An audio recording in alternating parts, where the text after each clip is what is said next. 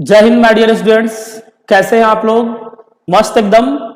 Dear students, आइए आज हम लोग 12th क्लास मैथमेटिक्स का बहुत ही शानदार टॉपिक्स की शुरुआत करेंगे।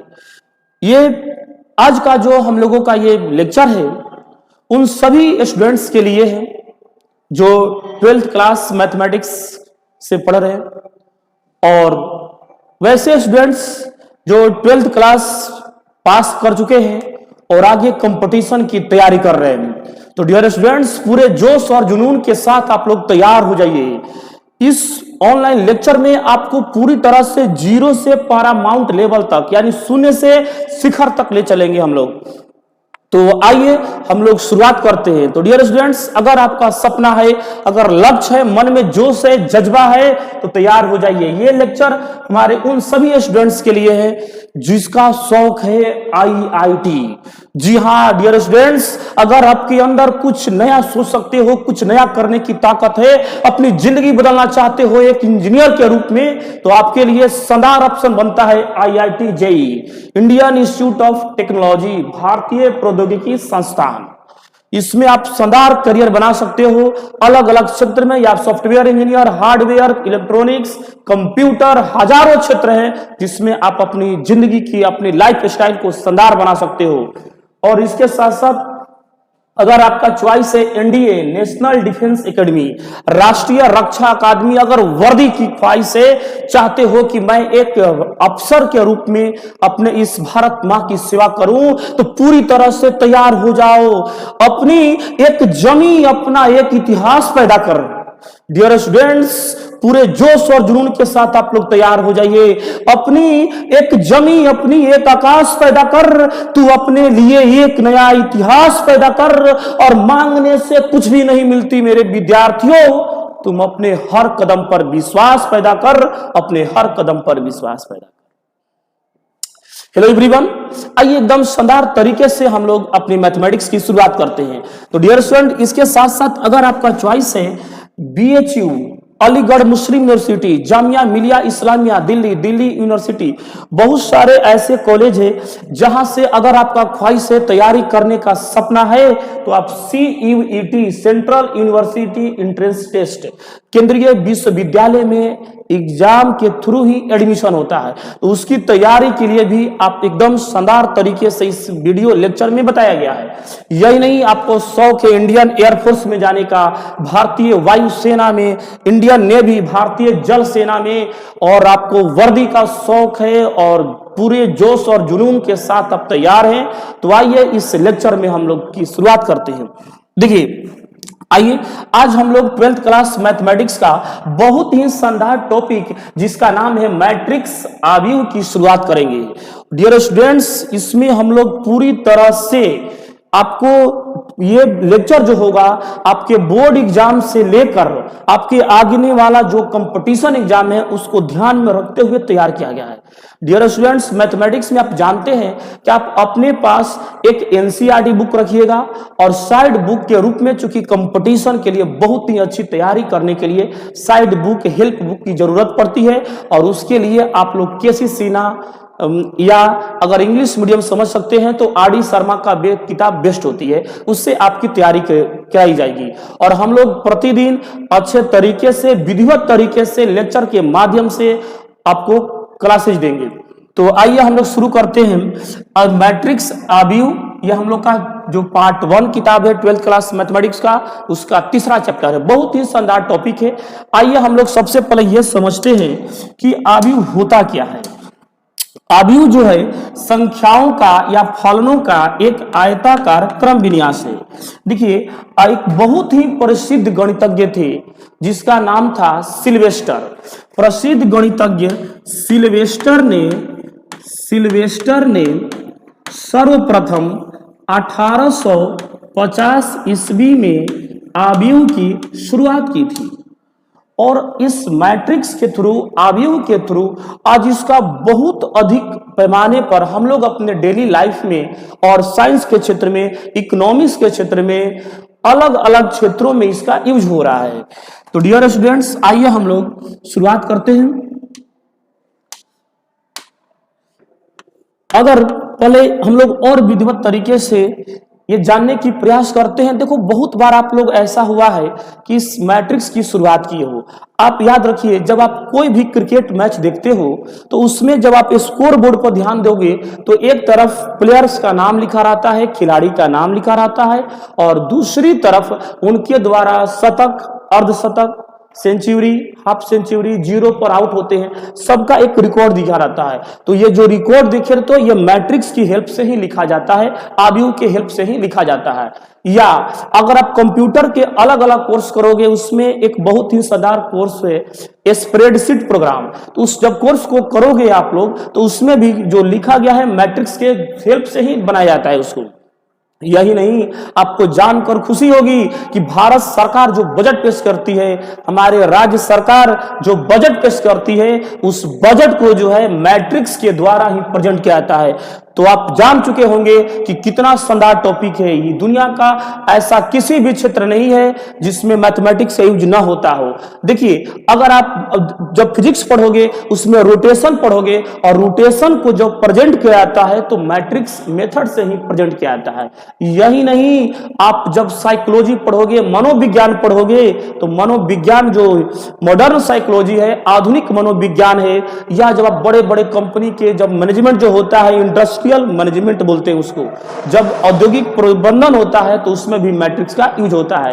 यही नहीं, अगर आप बायोलॉजी में पढ़ोगे जेनेटिक्स, जेनेटिक्स नाम सुने होंगे, अनुवांशिकी चैप्टर जब पढ़ोगे तो उसको भी दर्शाने के लिए हम लोग मैट्रिक्स का यूज करते हैं। तो डियर स्टूडेंट्स, बहुत ही शानदार टॉपिक जो आगे आपके करियर के रूप में बहुत अधिक यूज होगा और आपके लाइफ में भी बहुत अधिक बार इसका हम लोग यूज करेंगे।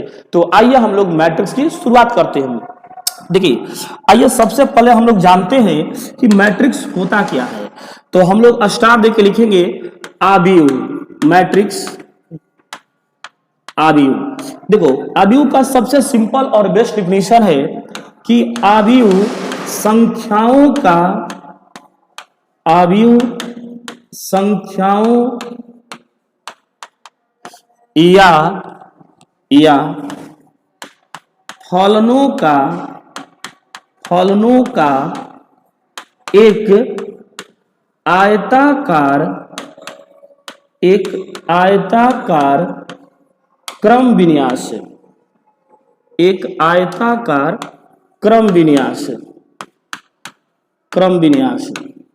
देखिए, सबसे सिंपल और इसका बेस्ट डिफिनीशन है कि आव्यूह होता क्या है। मैट्रिक्स जो है नंबर्स का, फंक्शंस का एक रेक्टेंगुलर अरेंजमेंट है, एक आयताकार सजावट है, एक आयताकार क्रम विन्यास, इसी को बोलते हैं। आइए इसका थोड़ा सा इसको इंग्लिश बना देते हैं, क्योंकि हम लोग मैथमेटिक्स देखेंगे पूरे हिंदी में, इंग्लिश में, दोनों मेथड में, ताकि आप जब आगे चूंकि कंपटीशन में आप जब जाओगे किसी भी कंपटीशन में, तो बाबू वहां मीडियम से कोई अंतर नहीं पड़ता है। कि आप हिंदी मीडियम में पढ़िए चाहे इंग्लिश मीडियम पढ़िए, वहां से कोई अंतर नहीं होने वाला है। नॉलेज होना चाहिए आपके अंदर, क्वालिटी होनी चाहिए। देखो, अब लिख देते हैं हम लोग मैट्रिक्स। आइए अच्छे तरह से आप लोग अपना डायरी भी तैयार करते रहिएगा। मैट्रिक्स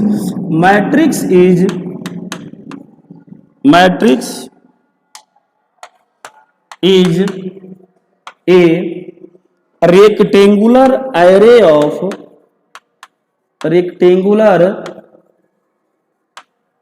array of numbers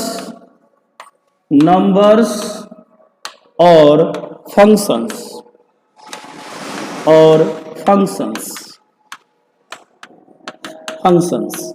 आव्यूह जो है संख्याओं का या फलनों का एक आयताकार क्रम विन्यास से, एक आयताकार सजावट है। आइए अब हम लोग आपको बताते हैं आव्यूह का सिंबल, आव्यूह का प्रतीक क्या होता है। आव्यूह का प्रतीक सिंबल इसका। देखो, आव्यूह को हम लोग सबसे इसका प्रचलित जो सिंबल है ये है ऐसे। देखिए, ये बड़ा कोष्ठ हो गया आव्यूह का सबसे प्रचलित, फिर कभी कभी छोटा कोष्ठ लिखा जाता है, और देखो एक स्पेशल इसका भी, देखो इसको बोलते हैं हम लोग नाम दोहरे दंड। क्या बोलेंगे इसको? दोहरे दंड। तो अवयव को हम लोग बड़ा कोष्ठ के माध्यम से, छोटा कोष्ठ के माध्यम से या दोहरे दंड के माध्यम से प्रेजेंट करते हैं, दर्शाते हैं हम लोग। आइए आपको एक एग्जांपल देकर हम बतलाते हैं कि देखिए अवयव का यूज हम लोग कहते कैसे हैं। देखिए अवयव में आइए एक एग्जांपल लेते हैं, जैसे कोई भी एग्जांपल है हम लोगों का। जैसे आप लोग जब क्रिकेट मैच देखते होंगे तो देखते होंगे कि कोई कोई खिलाड़ी होता है, प्लेयर्स होता है। ठीक है, एक तरफ हम मान लीजिए कोई प्लेयर्स ले लेते हैं, खिलाड़ी ले लेते हैं प्लेयर्स, और एक तरफ उनके द्वारा मारा गया, मान लीजिए शतक मारते हैं।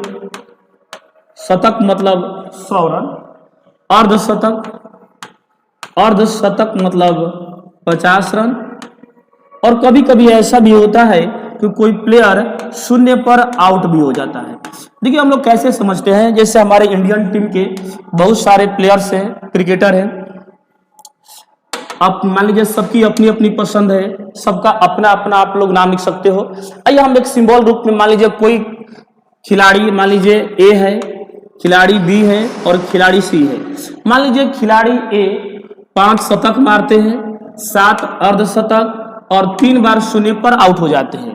जो खिलाड़ी बी है ये 4 शतक, 15 अर्धशतक और 8 बार शून्य पर आउट हो जाते हैं।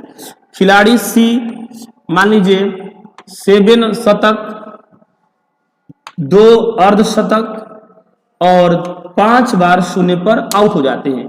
देखो इसी प्रकार की जो डाटा है इसको देखिए हम लोग कैसे मैट्रिक्स में प्रेजेंट करते हैं।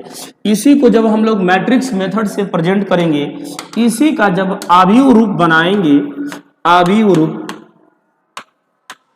तो अवयव रूप में हम लोग इसको, इस डाटा को ऊपर लिख देते हैं। देखिए कितना डाटा है, 5 4 7, फिर 7 15 2 और 3 8 5।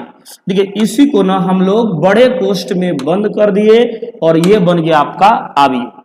तो इसी को क्या बोलते हैं हम लोग, अवयव। एकदम जीरो से स्टार्ट करिए हुए, ताकि पूरी तरह से आप जानते हो कि अगर हाई लेवल तक जाना होगा तो बेस स्ट्रॉन्ग करना पड़ेगा। और मैथमेटिक्स में जिसका कंसेप्ट स्ट्रॉन्ग आपको दिखाएंगे कि कैसे एनडीए में, आईआईटी में लॉन्ग लॉन्ग क्वेश्चन पूछे जाते हैं और उसको हम लोग ट्रिक के माध्यम से एकदम आसानी से सॉल्व कर लेते हैं। तो आपका कंसेप्ट एकदम क्लियर होना चाहिए। देखो ये हुआ हम लोग अवयव रूप।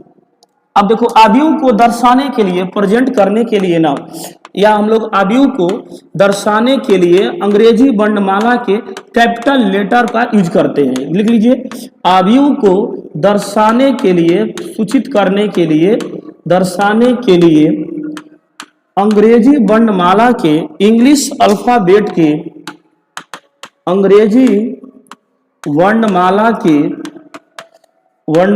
के बड़े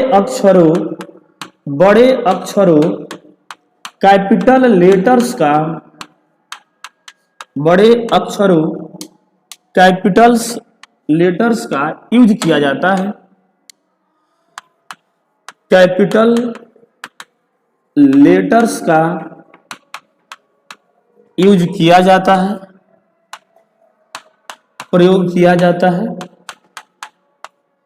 प्रयोग किया जाता है। देखिए कैपिटल लेटर्स मतलब ABCD कैपिटल वाला। देखिए जैसे आइए एग्जांपल, एक और एग्जांपल देते हैं। जैसे हम लोग लिख सकते हैं ए बराबर कोई भी डाटा, जैसे जो भी स्कोर बोर्ड हो, कुछ भी हो, या कुछ लोग है मान लीजिए 3 दोस्त है ABC, किसी को आम पसंद है, किसी को केला पसंद है, किसी को नारियल पसंद है, अपने अपने चॉइस के हम लोग प्रेजेंट कर सकते हैं। जैसे ए बराबर लिख सकते हैं 3 4 5 2 7 6। देख रहे हैं ना, ये क्या है, एक प्रकार का मैट्रिक्स है, एक अवयव है। और इसको प्रेजेंट करने के लिए हम लोग बड़ा कोष्ठ का यूज करते हैं और कैपिटल लेटर्स में ए का यूज करते हैं। B C किसी भी कैपिटल लेटर से हम लोग अवयव को प्रेजेंट कर देते हैं। अब वो अवयव को समझने के लिए कुछ छोटे छोटे पॉइंट्स है, जिसको जब आप समझोगे तो मैट्रिक्स को एकदम आसानी समझ पाओगे।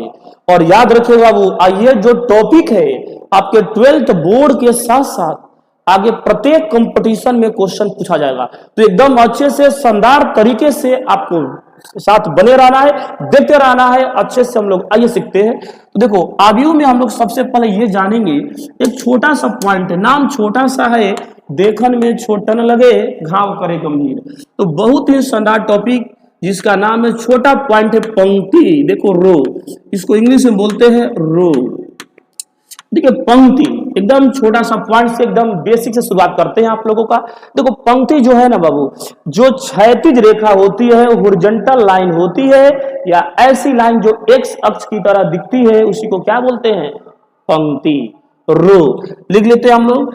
क्षैतिज रेखा को पंक्ति कहते हैं, क्षैतिज रेखा को पंक्ति कहते हैं, क्षैतिज रेखा को पंक्ति कहते हैं, पंक्ति कहते हैं। हॉरिजॉन्टल लाइन, देखिए row, horizontal line, horizontal line is called a row, is called a row. जो क्षैतिज रेखा होती है उसी को क्या कहते हैं? पंक्ति कहते हैं। एकदम स्टार्टिंग से देखो, क्षैतिज रेखा मतलब ये हुआ, आइए जैसे इसका एग्जांपल देते हैं, आइए समझिए इसको। जैसे देखो हम लोग एक लाइन खींचते हैं, क्षैतिज रेखा, यही हम लोग की क्षैतिज रेखा है, एक्स अक्ष की तरह दिख रही है, और इसी को हम लोग पंक्ति कहते हैं।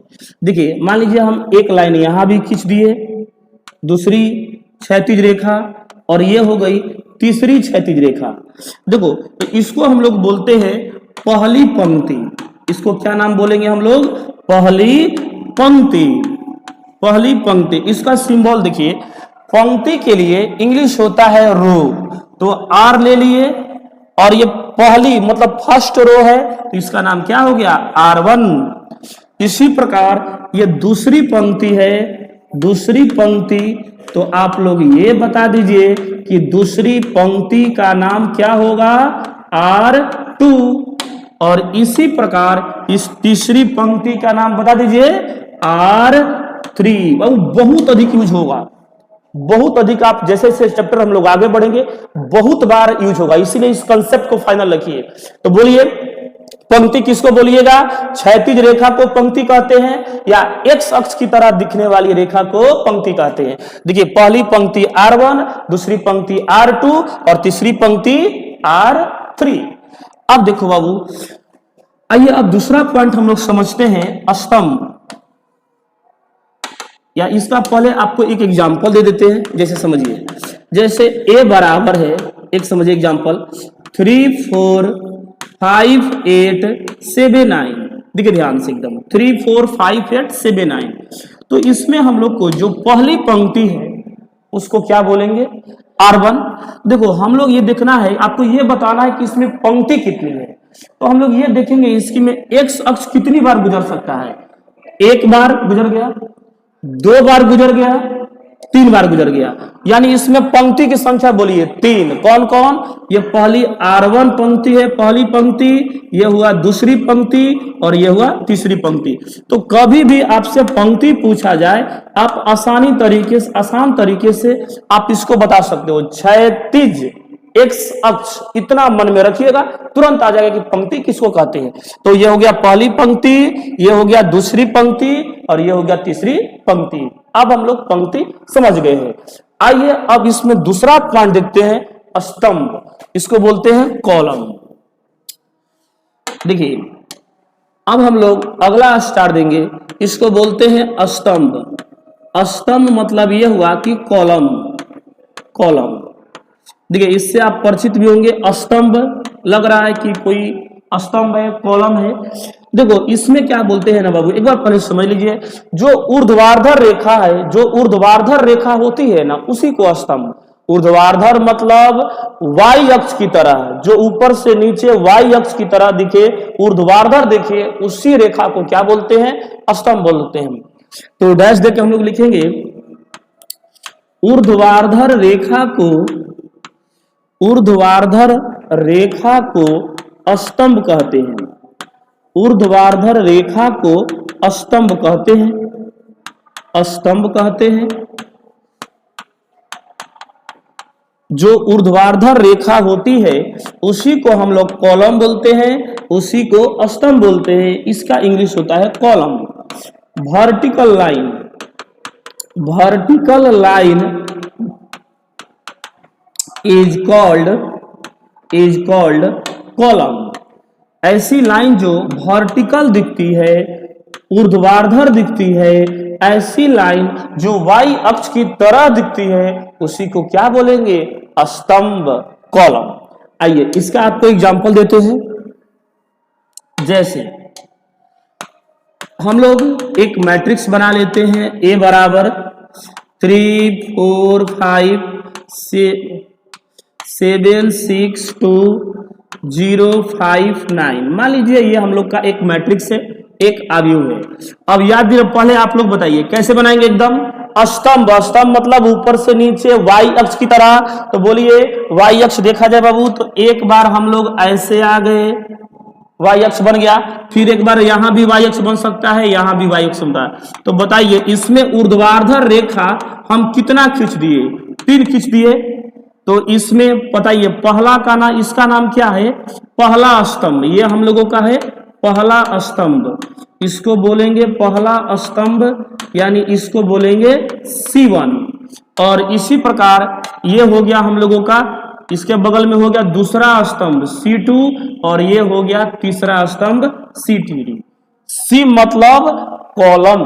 देखिए ध्यान से कहां से आया है बाबू, जो C लिखे है ना, यहां से कॉलम से आया है। C फॉर कॉलम, C1 मतलब पहला स्तंभ, C2 दूसरा स्तंभ, C3 तीसरा स्तंभ। या इसको ऐसे समझिए, ऐसी जो वाई अक्ष की तरह दिखती है, जैसे अगर इस टाइप से हो हम लोग का, तो ये हो गया पहला स्तंभ, ये हो गया दूसरा स्तंभ, और ये हो गया हम लोग का तीसरा स्तंभ। इसको बोलेंगे C1, ये बोल दीजिए C2, और ये क्या हो गया? C3। पहला स्तंभ, दूसरा स्तंभ और तीसरा स्तंभ। तो हम लोगों ने ये देखा कि ऐसी रेखा जो एक्स अक्ष की तरह दिखती है उसको पंक्ति कहते हैं, और जो ऊर्ध्वाधर रेखा होती है जो वाई अक्ष की तरह दिखती है उसको क्या बोलते हैं? स्तंभ बोलते हैं, कॉलम बोलते हैं। देखो ये हो गया पहला column, first column, second column और थर्ड कॉलम। अब देखो आइए एक एग्जाम्पल के माध्यम से हम लोग एक ही साथ पंक्ति को भी समझते हैं और स्तंभ को भी। देखिए एक एग्जाम्पल देते हैं।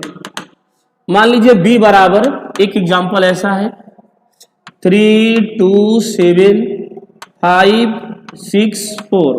अब देखो इस क्वेश्चन में यह पूछा जाएगा कि आप इसमें यह बता दीजिए कि पंक्तियों की संख्या कितनी है और स्तंभों की संख्या कितनी है। तो देखो जैसे ही आपके पास पंक्ति बोले, मन में याद रखिएगा एक्स अक्ष को पंक्ति कहते हैं, तो क्षैतिज रेखा को पंक्ति कहते हैं। तो इसमें यह बताइए आपकी कितनी बार एक्स अक्ष एक बार गुजर सकता है और फिर एक बार गुजर सकता है। तो ये जो आपकी क्षैतिज रेखा आप लोग देख रहे हैं इसी का नाम क्या है? पंक्ति। तो ये हो गया R1 और इसका नाम बोल दीजिए R2। Very good. अब देखिए इसी प्रकार जो ऊर्ध्वाधर रेखा है ऊपर से नीचे जब हम लोग आएंगे वाई अक्ष की तरह बढ़ेंगे उसको क्या बोले देंगे? स्तंभ, कॉलम।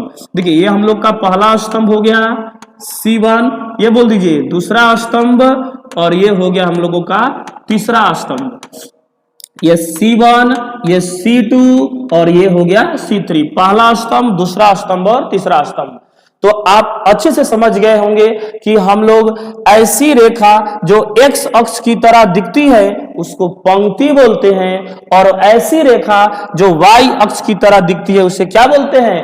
स्तंभ। तो आइए एक नोट दीजिए और तुरंत इसको लिख लीजिए। लिख लो बाबू, नोट देके लिखिए। एक्स अक्ष की तरह दिखने वाली रेखा को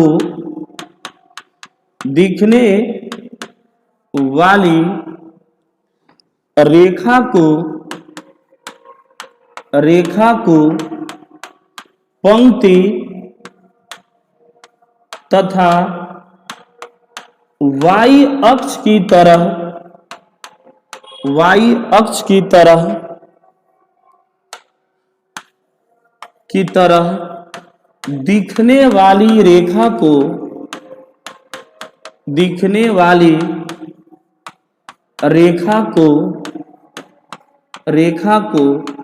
स्तंभ कहा जाता है। स्तंभ कहा जाता है। कंफर्म हो गया कि ऐसी रेखा जो x अक्ष की तरह दिखेगी उसको पंक्ति और जो y अक्ष की तरह दिखेगी उसको स्तंभ। डियर स्टूडेंट्स, जैसे ही आप पंक्ति और स्तंभ के बारे में जान चुके हैं तो एक बहुत ही शानदार पॉइंट्स बनता है जिसको बोलते हैं आव्यूह की कोटि। क्या बोलेंगे?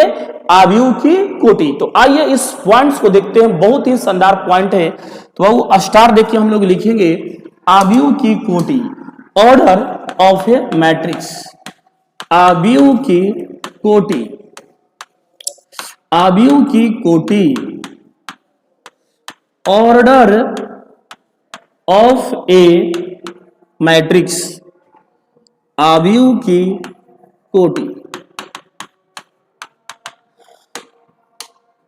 देखिए कोटि में, देखिए कोटि निकलता कैसे है। अगर कोई आव्यूह है उसमें पंक्तियों की संख्या 2 है, स्तंभ की संख्या 3 है, तो इसकी कोटि बनेगी 2/3। बाई लिखते हैं, बाई हम लोग जैसे उसको बोलते हैं, लेकिन बाई के लिए ना गुणा का जो मल्टीप्लाई का जो सिंबल है उसका प्रयोग करते हैं। आइए पहले लिखवा देते हैं, फिर इसको बताएंगे, समझाएंगे इसको। तो लिखो बाबू आव्यूह की कोटि। लिखिए यदि किसी आव्यूह में, यदि किसी आव्यूह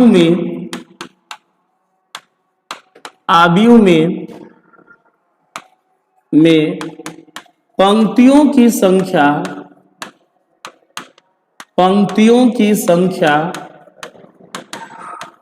m हो तथा स्तंभों की संख्या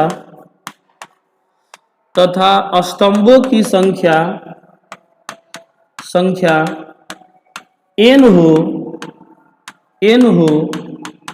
तो इसे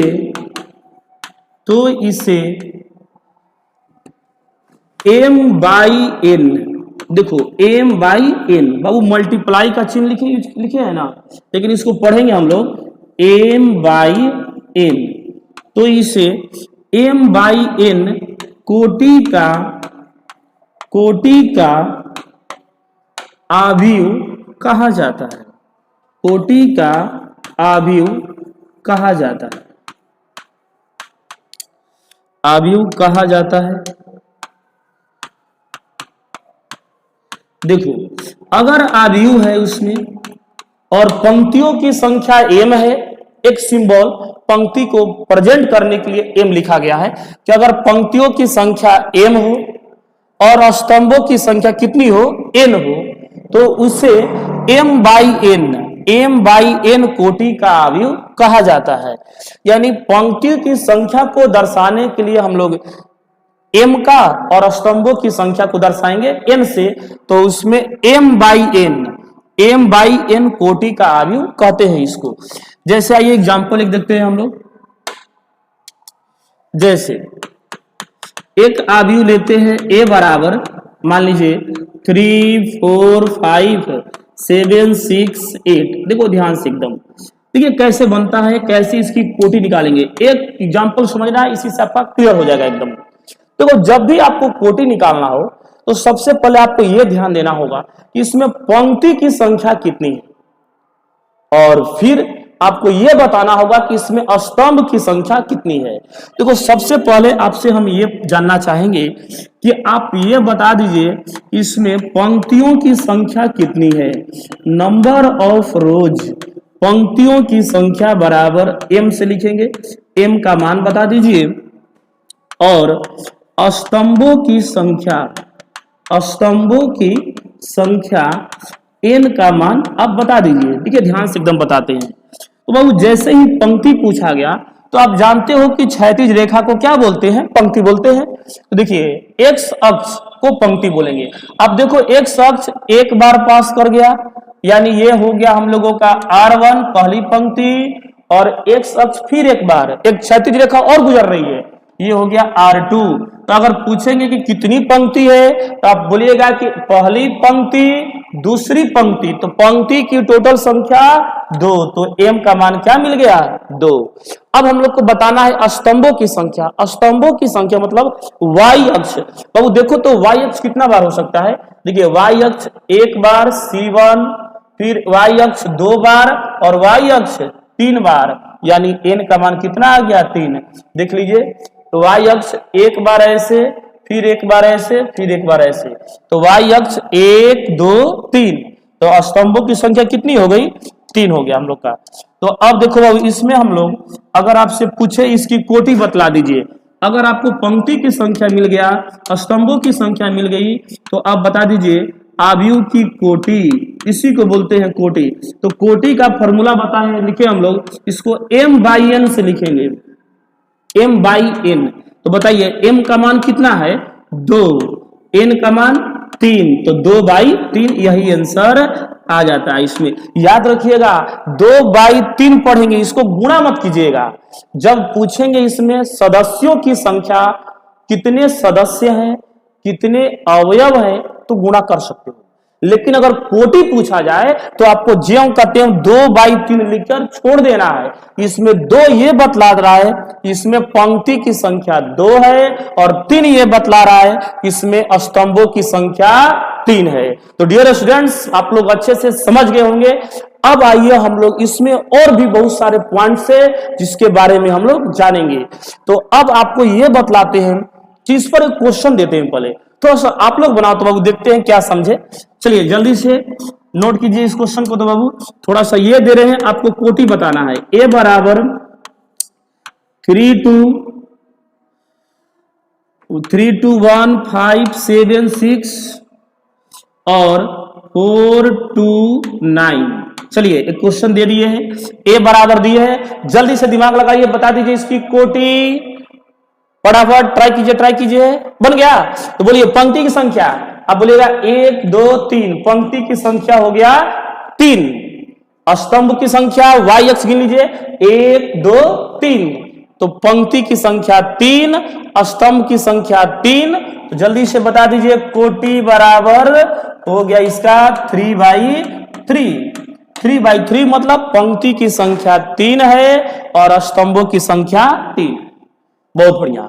इस पर आपको किताब एनसीईआरटी में केसी सिन्हा, आर डी शर्मा सबका क्वेश्चन सॉल्व करेंगे, बताएंगे आपको, सिखाएंगे, समझाएंगे।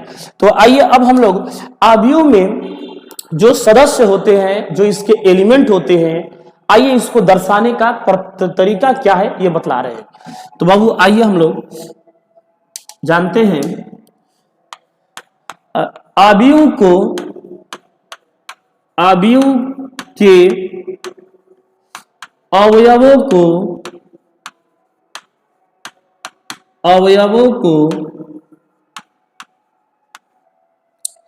दर्शाने का तरीका। आइए बाबू हम लोग देखते हैं कैसे दर्शाएंगे आव्यूह के अवयव को, एलिमेंट को। तो समझो, देखिए आव्यूह के जो एलिमेंट होता है इसको AIJ, देखो लिखते कैसे है, आव्यूह के अवयवों को सदस्यों को, एलिमेंट्स को, अवयवों को AIJ, देखिए ध्यान से, ए लिख के नीचे में I और J लिखा जाता है, लिखिए AIJ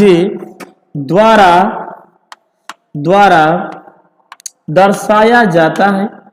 आव्यूह के अवयवों को AIJ द्वारा दर्शाया जाता है।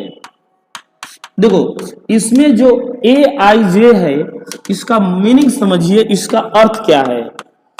AIJ डैश देके लिखेंगे हम लोग, AIJ में पहले समझ लीजिए, और I जो है ना ये पंक्ति को दर्शाता है और J किसको दर्शाता है, स्तंभ को। AIJ में I किसके लिए, पंक्ति के लिए, और J किसके लिए, स्तंभ के लिए।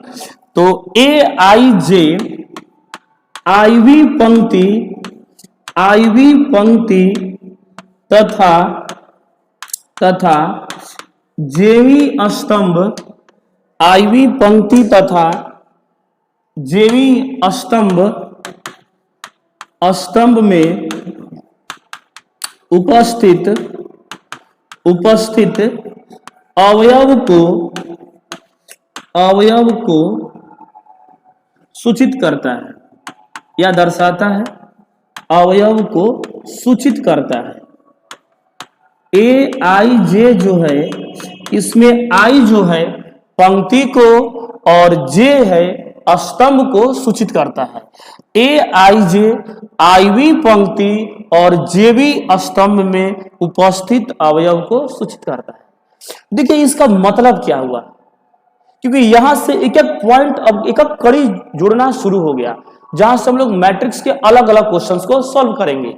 देखो ए आई जे आईवी पंक्ति और जेवी स्तंभ में उपस्थित अवयव को दर्शाता है। जैसे एग्जांपल देते हैं, जैसे A23, आइए समझिए इसको। A23 देखिए A23 मतलब जो 2 है यह दर्शाता है पंक्ति को और 3 दर्शाता है स्तंभ को। तो देखिए A23 मतलब ऐसा सदस्य जो दूसरी पंक्ति में है और तीसरे स्तंभ में है। तुलना कीजिए, देखिए जहां I है वहां 2 है और J के जगह पर क्या है 3। तो इसका मतलब A23 मतलब यह हुआ कि दूसरी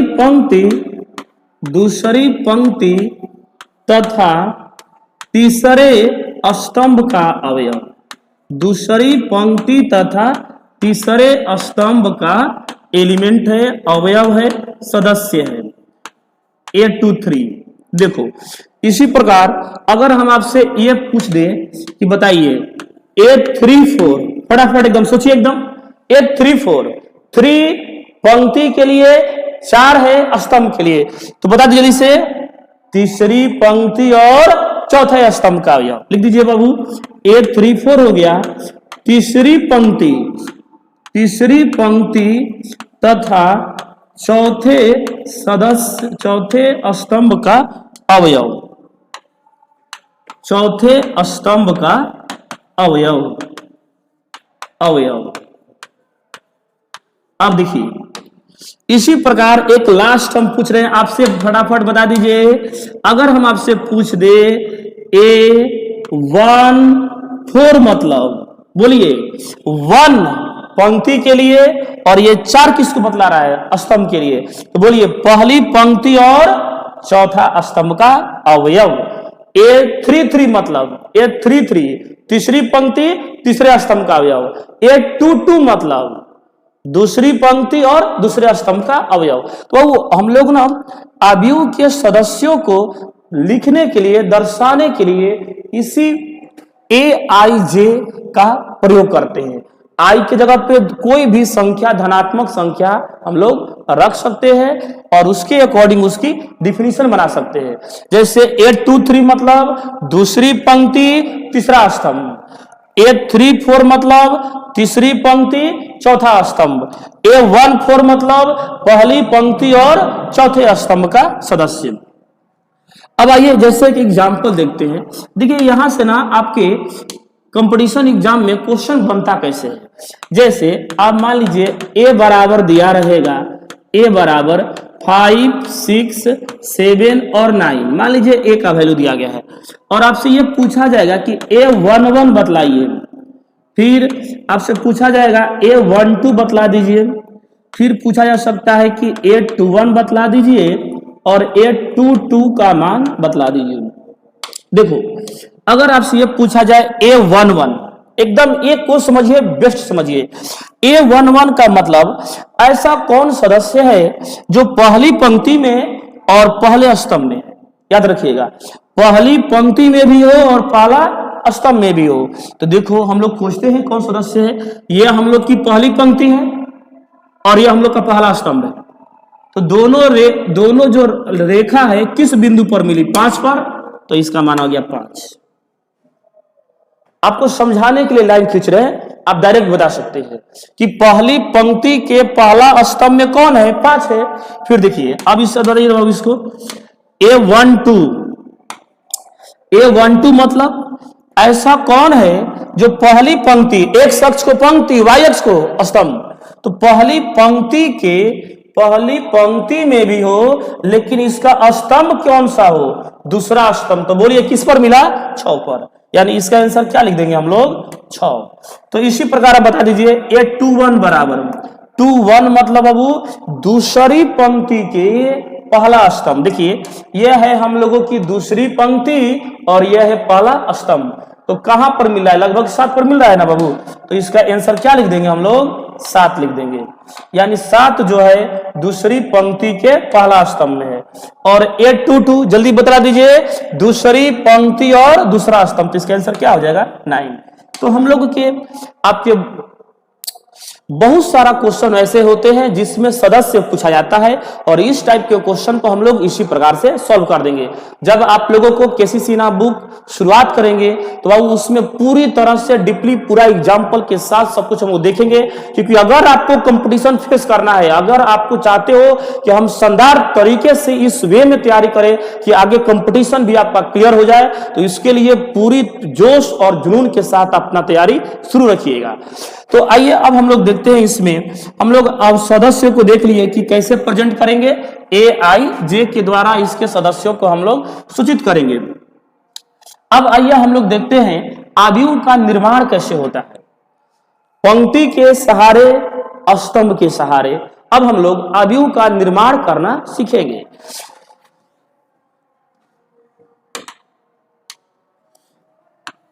स्टार देके लिखेंगे हम लोग M/N कोटि के आव्यूह का निर्माण। आइए हम लोग आव्यूह का कंस्ट्रक्शन करते हैं, निर्माण करते हैं, जिसकी कोटि जो है M/N है। M/N का मतलब M पंक्ति है, पंक्ति की संख्या कितनी है, M, और स्तंभों की संख्या है N।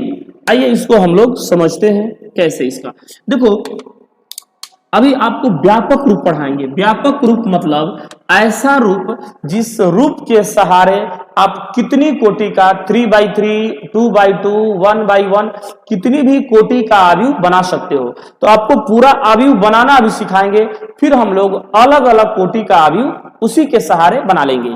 जैसे देखिए हम लोगों को एक आव्यूह बनाना हम लोग शुरू करेंगे जिसका दिया गया है M/N कोटि का। M/N का मतलब पंक्ति की संख्या M होनी चाहिए और स्तंभों की संख्या N होनी चाहिए। फिर एक बार बोल दीजिए, पंक्ति कहते किसको है, एक्स अक्ष को या क्षैतिज रेखा को पंक्ति कहते हैं और ऊर्ध्वाधर रेखा को जो वाई अक्ष की तरह दिखती है उसको स्तंभ कहते हैं। डियर स्टूडेंट्स, इतना जीरो से इतना सिंपल तरीके से लेके चल रहे हैं कि आपको कहीं कोई प्रॉब्लम नहीं होगी, कहीं कोई दिक्कत नहीं होगी। तो देखो हम लोग क्या करते हैं कि आइए पहले एक आव्यूह बना ले। जैसे माना A बराबर एक आव्यूह बनाना शुरुआत करते हैं।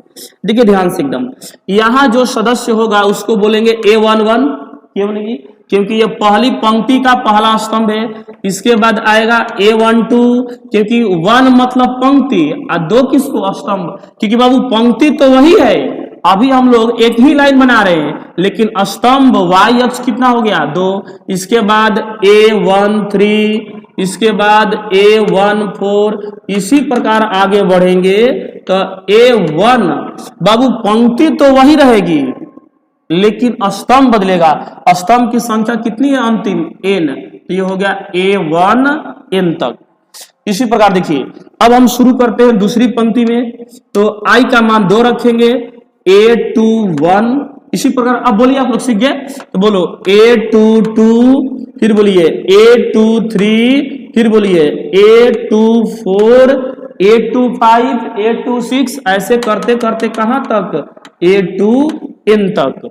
देखो एक और लिख देते हैं हम लोग, फिर तीसरी पंक्ति में देखते हैं, तो बोलिए शुरू कीजिए A31, A32, A33 और A34, इसी प्रकार कहां तक, A3N तक।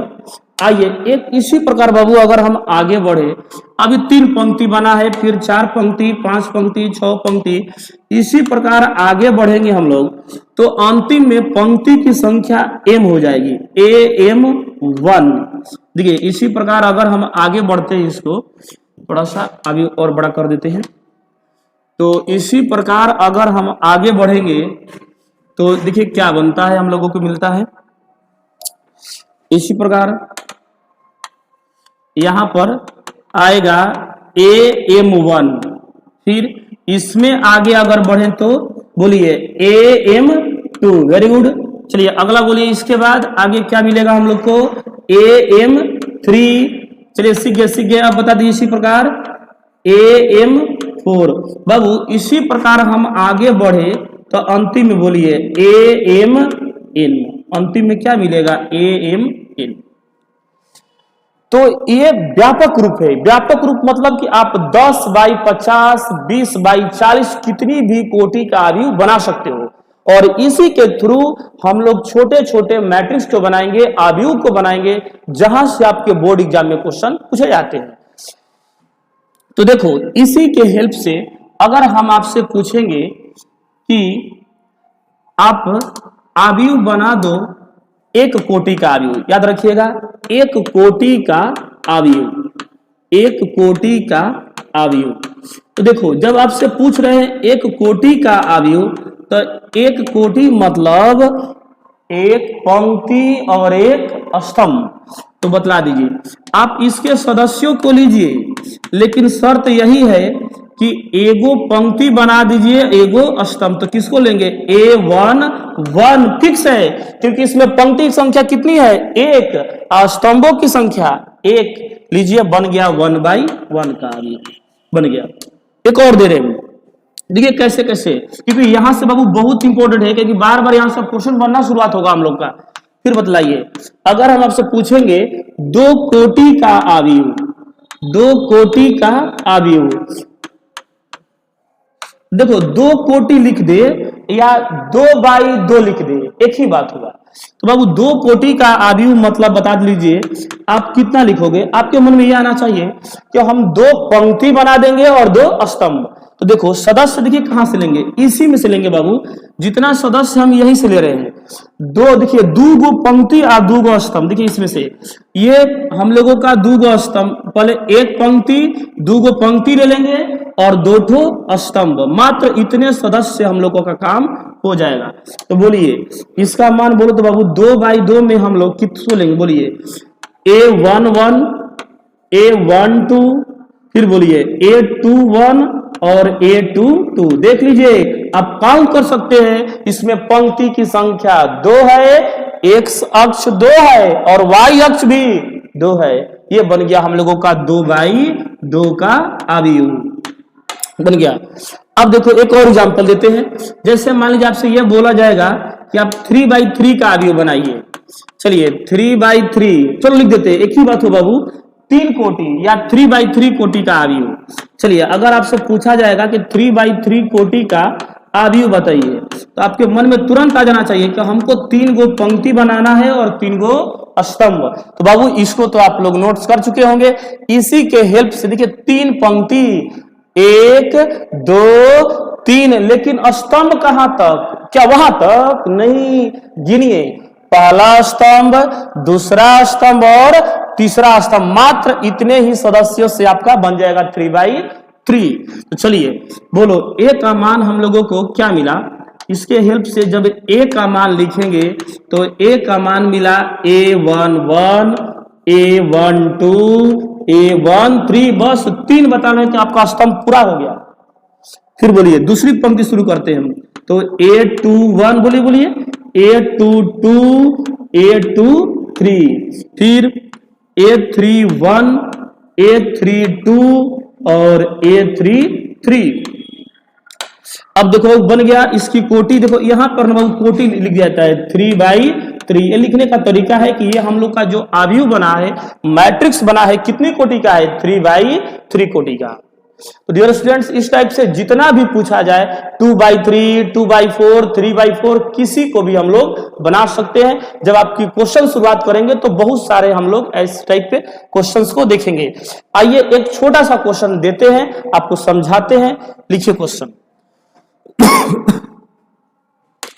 जैसे समझिए क्वेश्चन को, आपसे पूछा जाएगा एक 2/2 कोटि के आव्यूह की रचना करें। आव्यूह की रचना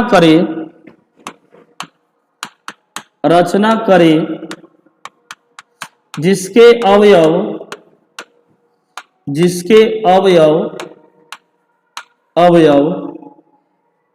aij बराबर i प्लस j द्वारा परिभाषित है। देखिए, आइए एक लास्ट क्वेश्चन हम लोग देखते हैं बाबू। एक 2/2 कोटि का आव्यूह बनाना है और सदस्य दिया गया है aij बराबर i प्लस j। देखो ध्यान से, कैसे हम लोग सॉल्व करते हैं इसको। जब हम 2/2 का लेंगे तो बोलिए a का मान कंफर्म है, आपको पंक्ति की संख्या बनाना है 2 और स्तंभ की संख्या 2। तो चलिए a11, a12, a21 और a22 हो गया। पंक्ति की संख्या 2, स्तंभों की संख्या 2। चलिए और देखो ध्यान से कैसे बनाएंगे, एकदम आराम से समझिए कैसे हम सोल्व करते हैं। जानते हैं इसमें दिया गया है ना aij बराबर i प्लस j, मतलब यहां जो वैल्यू है ना aij, i और j का मान, इसको आपस में जोड़ दो। aij बराबर i प्लस j। देखिए ध्यान से कैसे हम लोग बताते हैं इसको। देखो बाबू, ऐसे दिया गया है aij बराबर i प्लस j। देखिए aij बराबर i प्लस j। सुनिए, इसी की हेल्प से ना आपको इन चारों का मान निकालना है। जैसे आप पहले निकालोगे a11 का मान, तो आप देख रहे हो बाबू, कह रहा कि i j हो तो जोड़ दीजिए। तो हम देख रहे हैं कि i की जगह पे 1 है और j की जगह पे 1 है, तो 1 + 1 बराबर 2 आ गया एक मान। चलिए तैयार है बनाने के लिए, बनाइए फटाफट। चलिए उसको निकालते हैं a12 और बोलते चलिए i की जगह पे 1 प्लस j की जगह पे 2, 1 + 2 बराबर 3 निकल गया। अब और निकालिए, अभी 2 मान निकला, फिर किसका निकालेंगे a21। देखिए जब a21 करेंगे तो बोलिए i की जगह पे 2, j की जगह पे 1, 2 + 1 बराबर 3 और इसी प्रकार एक लास्ट a22। तो बाबू जल्दी बता दीजिए आप लोग, i की जगह पे 2, j की जगह पे 2, तो बोलिए 2 + 2 बराबर 4। अब जानते हैं जब वैल्यू निकल गया सबका ना, तो सबको अपने अपने पोजीशन पर जगह पे रख दीजिए। आइए यही लिख देते हैं। तो बोलो बाबू a11 का मान कितना आया है, बोलिए 2, तो यहां लिख दीजिए 2। a12 का मान 3, तो इसके जगह पर क्या लिख दिए 3। a21, देखिए a21 का मान 3, तो यहां लिख दिए 3 और a22 की जगह पे 4, तो यहां मिल गया हम लोग का 4। तो देखिए इसकी बन गया, आंसर आ गया 2, 3, 3, 4। इसकी कोटि है 2/2 और यही हम लोगों का आंसर आ गया। इसी प्रकार, इसी तरीके से, इसी प्रोसेस में आपको सॉल्व कर देना है। तो डियर स्टूडेंट्स, इसी पर आप लोगों को एक होमवर्क दे रहे हैं, अच्छे से सही से आप लोग ट्राई करके लाइएगा। देखिए आप लोगों ना इसी में देखिए 2/2 का ही बनाइएगा। कितना का बनाना है आपको, 2/2 का। और दे रहे हैं aij बराबर, देखिए लिख लीजिए क्वेश्चन, आपको बनाना है 2/2 कोटि का, 2/2 कोटि का, और aij का मान दे रहे हैं aij बराबर दे रहे हैं i इंटू j, मतलब गुणा कर देना है आपको i का मान का और j का मान आपस में गुणा करके। तो डियर स्टूडेंट्स, अच्छे से आप लोग इसको समझ गए होंगे, पूरी तरह से इनिशियल 0 से स्टार्ट किए हैं, अगले लेक्चर में हम लोग और इसके टाइप्स को देखेंगे और बहुत सारे आपको कंसेप्ट देंगे, ट्रिक देंगे, जो डायरेक्ट आपके बोर्ड एग्जाम और आईआईटी एग्जाम में बहुत अधिक लाभदायक होगा। तो डियर स्टूडेंट्स, इसी प्रकार जोश और जुनून के साथ बने रहिए। आज की क्लास में बस इतना ही, और इसको बना के जरूर हमको बताइएगा, मैसेज कीजिएगा, व्हाट्सएप कीजिएगा, जरूर बताइएगा। ठीक है बाबू, थैंक यू।